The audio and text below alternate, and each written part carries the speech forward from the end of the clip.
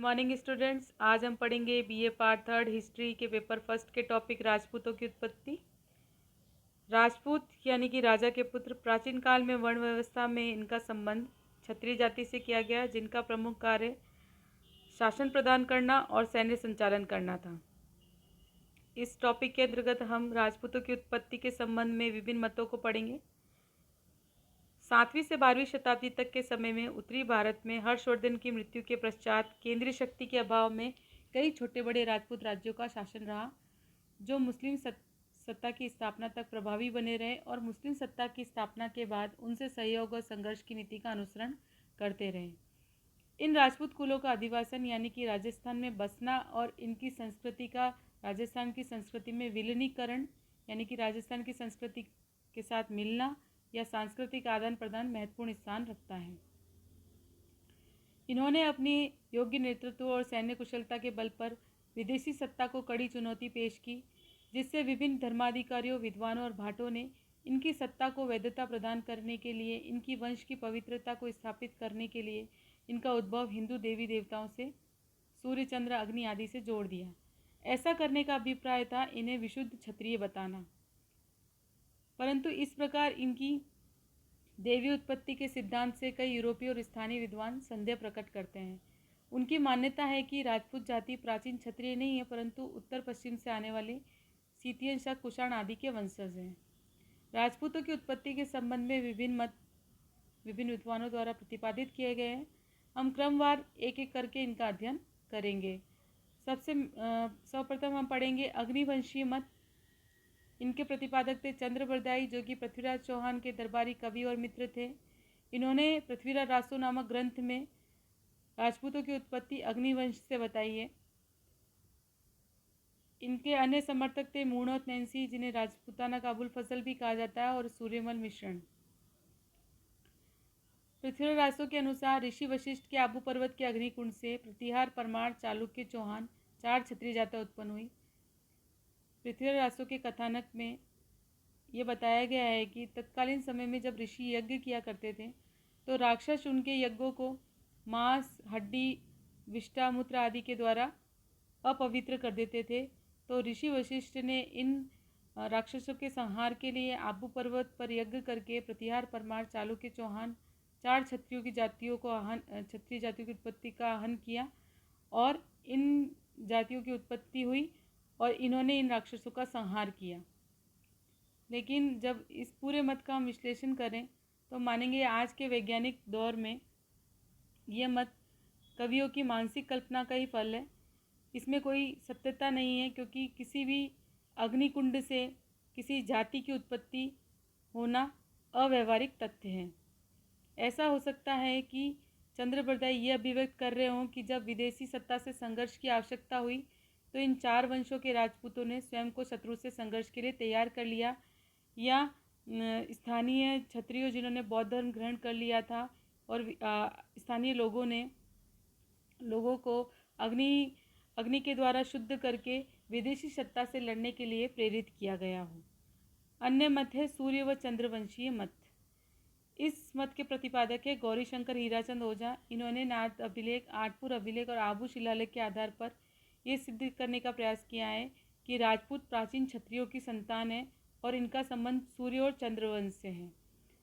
भाटो, चारणों और वंशावली लेखकों ने भी राजपूतों को सूर्यवंशी व चंद्रवंशी बताया है। श्रृंगी ऋषि के लेख में भी गुहिलवंशी राजपूतों को रघुकुल से उत्पन्न बताया है। अर्थात इस मत के अनुसार राजपूत प्राचीन क्षत्रियों के ही वंशधर हैं। परंतु इस मत को भी सभी राजपूतों के लिए स्वीकार करना आपत्तिजनक है, क्योंकि राजपूतों को सूर्यवंशी बताते हुए उनका वंशक्रम इक्ष्वाकु वंश, दक्षिण भारत के इक्ष्वाकु वंश से जोड़ना होगा, जो कि जिसके राजा स्वयं को सूर्यवंशी मानते थे। लेकिन सूर्यवंशी और चंद्रवंशी मत के समर्थक भाटों ने ही राजपूतों को इंद्र, पद्मनाथ और विष्णु से संबंधित बताया है। तो इस प्रकार एक ये विरोधाभासी तथ्य है। यह संभव है कि 11वीं शताब्दी से इन राजपूतों का क्षत्रियत्व स्वीकार कर लिया गया हो, क्योंकि इन्होंने छात्र धर्म के अनुसार विदेशी आक्रमणों का मुकाबला सफलतापूर्वक किया था और कालांतर में इन्हें प्राचीन क्षत्रियों की संतान मान लिया गया हो। ब्राह्मण वंशीय मत। डॉक्टर भंडारकर ने बिजोलिया अभिलेख और सुंडा और आबू अभिलेख के आधार पर यह सिद्ध करने का प्रयास किया है कि राजपूत राजपूतों की उत्पत्ति ब्राह्मण वंश से हुई है। इसी प्रकार मंडोर के प्रतिहार हरिश्चंद्र नामक ब्राह्मण की तथा मेवाड़ के गोहिलों की उत्पत्ति नागर ब्राह्मणों से हुई है। लेकिन डॉक्टर ओझा और वैद्य इस मत को अस्वीकार करते हैं। उनका कहना है कि डॉक्टर भंडारकर को राजपूतों की ब्राह्मणों से उत्पत्ति के संबंध में भ्रांति हुई है और यह भ्रांति द्विज, ब्रह्म, क्षत्रिय, विप्र आदि शब्दों से हुई है जिनका प्रयोग अभिलेखों में हुआ है। लेकिन इनकी मान्यता है कि इनका प्रयोग क्षत्रिय जाति की अभिव्यक्ति के लिए हुआ है, न कि ब्राह्मणों के लिए। डॉक्टर भंडारकर का यह मत सभी क्षत्रियों की उत्पत्ति के संबंध में लागू नहीं होता, लेकिन इस मत को पूर्णतः नकारा भी नहीं जा सकता। डॉक्टर गोपीनाथ शर्मा ने भी अपने प्रमाणों के आधार पर प्रस्तुत किया है कि गुहिलों की उत्पत्ति ब्राह्मणों से हुई है। इस प्रकार यदि हम प्राचीन इतिहास का अवलोकन करें तो शुंग, कण्व, कदम आदि शासक ब्राह्मण थे। इस प्रकार अग्निवंशीय मत तो बिल्कुल ही अस्वीकार्य है, लेकिन ब्राह्मणवंशीय मत अंशतः स्वीकार्य है। और इससे पूर्व हमने पढ़ा था सूर्य और चंद्रवंशी मत, इसे भी अंशतः स्वीकार किया जा सकता है। गुर्जर हूण वंशीय मत, डॉक्टर भंडारकर के ही एक अन्य मत के अनुसार राजपूतों की उत्पत्ति गुर्जर या हूण नामक विदेशी जातियों से हुई है। इन्होंने राजौर अभिलेख के आधार पर सिद्ध करने का प्रयास किया है, जिसमें प्रतिहारों को गुर्जर कहा गया है। इस प्रकार राष्ट्रकूट राजा और अरबी यात्रियों ने भी प्रतिहारों के लिए गुर्जर शब्द का इस्तेमाल किया था। लेकिन इस बात से कुछ विद्वान सहमत नहीं हैं।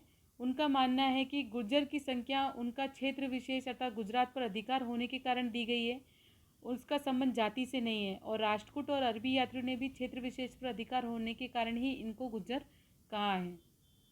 विदेशी वंश का मत, कर्नल टॉड, विलियम क्रुक और डॉक्टर स्मिथ ने, जो कि यूरोपीय विद्वान थे, इन्होंने सूर्य पूजा, अग्नि पूजा, सती प्रथा और शस्त्र, अश्व पूजन और मद्यपान जैसी साम्यता के आधार पर इन क्षत्रियों को विदेशी जाति की संतान माना है।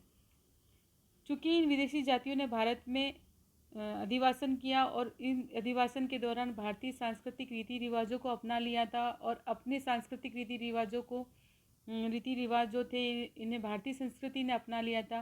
कालांतर में इन्होंने अपनी सैन्य कुशलता के बल पर स्वयं को भारतीय संस्कृति के रक्षक के रूप में प्रस्तुत किया और इसी कारण उन्हें महाभारत और रामायण कालीन क्षत्रियों से संबंधित कर दिया गया और सूर्यवंशी और चंद्रवंशी मान लिया गया। लेकिन डॉक्टर ओझा ने इस मत का खंडन किया। उनके अनुसार राजपूतों और विदेशी जातियों में जो रस्मों रिवाज की जो साम्यता है, जो समानता है, वो वैदिक संस्कृति का अभिन्न अंग है और ये समानता प्राचीन काल से ही भारत में रही है। इसके लिए हमें किसी विदेशी शक्ति से प्रेरणा की आवश्यकता नहीं थी। उन्होंने अपने अभिलेखों के आधार पर सिद्ध करने का प्रयास किया है कि नंदों से पहले और बाद में भी क्षत्रियों का अस्तित्व था और ये सब बातें प्रशंसनीय है, लेकिन फिर भी वे अपने प्रमाणों से ये सिद्ध नहीं कर पाए कि जो जाति भारत में आई थी और छठी से सातवीं शताब्दी में आई थी, लेकिन उनका संबंध प्राचीन आर्यों से था या विदेशियों से। सारंगतः शक, पल्लव, हूण आदि विदेशी जातियां भारत में आई और उनका विलीनीकरण भारतीय समाज में हो गया था और उस समय की भारतीय युद्धोपजीवी जाति ने इन्हें पराजित कर इन्हें दबाया और समान गुणों के कारण अपने में मिलाया। इसी प्रकार क्षत्रिय विशुद्ध क्षत्रिय नहीं कहे जा सकते। इस मत के लिए हमें कर्नल टॉड के विदेशी वंशीय मत, डॉक्टर भंडारकर के ब्राह्मण वंशीय मत और प्राचीन क्षत्रियों की संतान होने के डॉक्टर ओझा के मत को मान्यता प्रदान करनी होगी। इन तीनों मत के समन्वय से ही राजपूत जाति की उत्पत्ति की सार्थक व्याख्या हो सकती है। किसी भी एक मत को निरपेक्षता स्वीकार करना अतार्किक है। धन्यवाद।